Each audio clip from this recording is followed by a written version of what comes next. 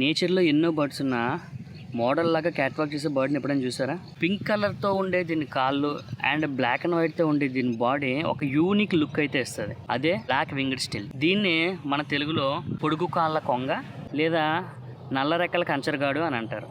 High guys, welcome to day 11. So 10 days అయిపోయి 11th day మనం black winged స్టిల్స్ని ఎలా capture చేయాలో తెలుసుకో. ఈ బర్డ్ బాడీ అంతా వైట్ అండ్ బ్లాక్తో ఉంటుంది. అందుకని మనం షూట్ చేసేటప్పుడు గుర్తుపెట్టుకోవాలని పాయింట్ ఏంటంటే దీనిపైన వైట్ బాడీ ఉండడం వల్ల మనం లైట్ కరెక్ట్గా కంట్రోల్ చేయకపోతే ఓవర్ ఎక్స్పోజ్ అయ్యే అవకాశాలు ఉంటుంటాయి. సో అందుకని మనం షూట్ చేసేటప్పుడు బ్లోఅవుట్ అయిపోకుండా కరెక్ట్గా మన ఎక్స్పోజర్ని కంట్రోల్ చేస్తూ క్యాప్చర్ చేయడం చాలా బెస్ట్. అండ్ నెక్స్ట్ థింగ్ ఏంటంటే మీరు దీన్ని ఐ ట్రాకింగ్ అనేది పెట్టుకున్నట్లయితే ఇది ఏ ఫ్రేమ్లో కూడా మనం క్యాప్చర్ చేయడానికి అవకాశం ఉంటుంది. ఇది ఎక్కువగా వాటర్ బాడీస్ దగ్గర ఉంటుంది అండ్ చిన్న చిన్న చేపలని కీటకాలను కూడా తింటుంటుంది అనమాట. దీన్ని ఫైండ్ చేయాలనుకుంటే మీరు మీ దగ్గరలో ఉండే చెరువులు, పాండ్స్, వాటర్ పాండ్స్ ఇవన్నీ ఉంటాయి కదా, అక్కడికి వెళ్ళి మీరైతే దీన్ని క్యాప్చర్ చేయొచ్చు. ఒక ప్రొఫెషనల్ ఫోటోగ్రాఫర్ ఎప్పుడు కూడా సబ్జెక్ట్ యొక్క బాడీ కలర్స్ని బట్టి ఎక్స్పోజర్ కంట్రోల్ అనేది చేస్తుంటాడు. సో మీరు కూడా ఈ రోజు నుంచి ప్రొఫెషనల్ ఫోటోగ్రాఫర్ లాగా ఆలోచించి ఈ విషయాలు కనుక మీకు నచ్చినట్లయితే ఈ వీడియోని లైక్ చేయండి, అవసరం వారికి షేర్ చేయండి.